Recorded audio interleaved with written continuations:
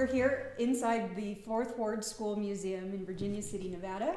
We're in our classroom, which was the historic first grade classroom when we were a school. But now we're a museum, and we had a great day out at the creek, and now we're gonna find out what we found. So, Bill, what do you think? Well, there's a few things you need to do before we start panning. And one is looking at the pan. When we get a new pan, it's got a lot of oils and stuff in it. So we need to clean all that out, because if we don't, we could lose some of the gold. I've already washed this. I just use dish detergent and rub it out real good and clean all that oil out. And then I'll take sand and then I'll rough this up. And that'll get more of the oils and stuff out. You need to do that to go and keep from losing any gold if possible. So now, like I was saying before, the gold is very heavy. It's 19 times heavier than water. So anything in the pan wants to go to the bottom. And to do that, we're just going to shake this around. We have water in the pan here. And if you want to feel what the gold is doing, take your finger and push to the bottom of the pan. See, it takes some pressure. Yeah, you got to push a little bit. Right. So now what kind of hand motion are you doing here? Is it like you're frying an egg kind of thing? Pretty much anything you want. Just as long as that stuff is that dirt is moving. Now take your finger and put on it, but don't push. That's harder. It is hard. Now I'm going to shake it. Feel your finger drop. That's what the gold is doing. Yeah. Okay, that makes sense. Okay. So now we have all this material here. We have to get all that off of there to get to the gold. And if you notice, we have riffles in the pan. What do those do? Those help hold the gold in, because we're going to work our way towards that. And since it's on the bottom, it's going to wash all the light stuff off and keep the heavy stuff in. Okay? So what we're doing is we're shaking that. And by doing that, we're aerating that material and letting the heavies go to the bottom. And then we're going to start working that stuff off. And by doing that, we're just going to work this, put it in the water, and pull it back out. Just like that. You want to try it? Sure. One hand? It's up to you. Or two, okay. I've always seen two in the movies. Let me try that. You can shake it a little bit each time with water in it. That's important. Get water in it. Sort of like frying an egg? Yeah. Now you go ahead and get some of that dirt off. Is that the motion? It takes a little bit of practice. Yeah. Don't worry, you don't have to get it right the first time. You just gotta practice, right? And if you notice, I'm panning into a pan. And I do that for a reason, so that if I do lose anything, I haven't lost it. It's still in the pan. All right, can you guide my hand a little bit? All right, so we're going to put it in the water. Thank you. We're going to shake it. And then we're going to dip it in and pull it out. Dip it in. Let the water do all the work. Oh, I'm working too hard. Yeah. Now, I like to use a green pan to start off, because there are different types of pans. If you notice, this pan, for one, it's black, and it's got smaller riffles than that one. This is called a finishing pan. Oh, okay. So this one here will help show the black sand, which is actually iron. It's very heavy also. It's actually, like I said, it's actually iron. So it shows better with the green color. It shows color. better with the green. So we're going to work that down a little bit more here.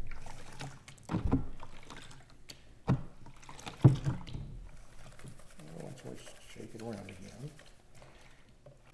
And these are made out of plastic. What would they have used in the 1800s? Back then they were using metal pans. And did they have all these different styles back then? Oh yeah, well, they didn't have riffles. They didn't have those riffles in there. That didn't come out until much later. And so they would just have the smooth side, and that's what but you would work it the same way. And you notice I haven't taken my rocks out. Why is that? Well, by leaving the rocks in there, when you shake that, it's creating little cavities down in the bottom, allowing the gold to fall in to those. Eventually I do have to get them out before we're finished. So now we're going to take this and dump it into the black pan. And that's going to show up the gold better.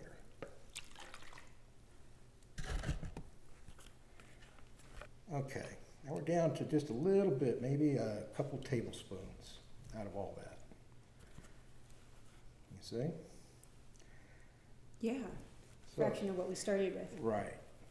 So now what we're going to do is we're going to start swirling this around, and we're going to make all that black sand come down here. And hopefully all our gold is going to stay up top. And this looks like a more gentle It is. wrist turn. Well, there's definitely a piece right There's there. something shiny right there. Yeah. Now hopefully we have a lot more. All right, we're going to swirl this back here a little bit now. We're going to lay it, pull it away from the side. And check that out. Gorgeous. That's a nice gold trail. We're going to make that gold walk up to the top there. Make it walk? We're going to make a walk. We're going to tap the top here.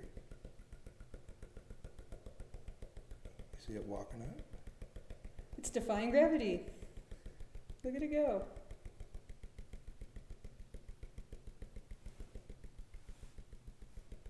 Now I like to walk over this way a little. You're making it do tricks like a flea circus. Yeah. How cool. And there's our gold. Ta-da! But that's how you pan for gold. We did it! We got gold! Beginner's luck, huh? Well, a lot of times it is, but it takes a lot. I've been doing this over 50 years, and I still don't know it all, but I know a lot. Yes, you about do. it. Thank you for imparting some of this knowledge on Oh, us. and our absolutely. friends It's at my home. pleasure. Now, how much gold do you think that was about? How much weight? Maybe a half a gram. And then once you get all that, you would take, this is called a snuffer bottle, and you get that back up to the top there. Get a little bit of water up there. You squeeze the snuffer bottle, put it down in the water, let it go, and now it's in there. Well, great. So if I wanted to get started, what would be the first few supplies you'd recommend I get? Okay, the first thing you're going to need is a gold pan. And like what I was showing you before, you can use different colors. You can use plastic. You can use metal.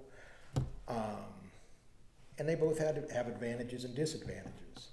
Another thing a lot of people do is they'll take a magnet and put up underneath your pan, and you can move a lot of that black sand out and leave because the gold isn't magnetic, it'll stay in place. Well, that's clever. And that's good. That makes a plastic pan works that way. You can't do that with a metal pan. This is a classifier. We'd go and put a little bit of dirt in here.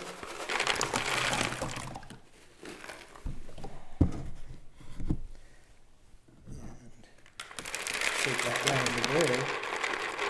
And now anything half-inch and smaller is in there, and all the bigger stuff is in there. And they have different sizes of classifiers, all the way down to, okay, this one here is a half-inch. It's also considered a number 2 because it goes by linear inch. So each one of these holes is a half-inch. Okay, so it's 1, 2 for an inch. So they have those all the way down to, I have them down to 100. Which one? What size would you recommend starting with? If you're just About a getting started? 20. You need a scoop, a shovel. Oh, so this one's kind of cool. It's got a serrated edge here. Yeah, to go and help dig down into harder stuff. And that looks like it's made out of plastic. This is plastic you can use. I have another one here that's metal. And you'll need a shovel. About that size? I have bigger ones, I have smaller ones. It's just easy to carry that one around.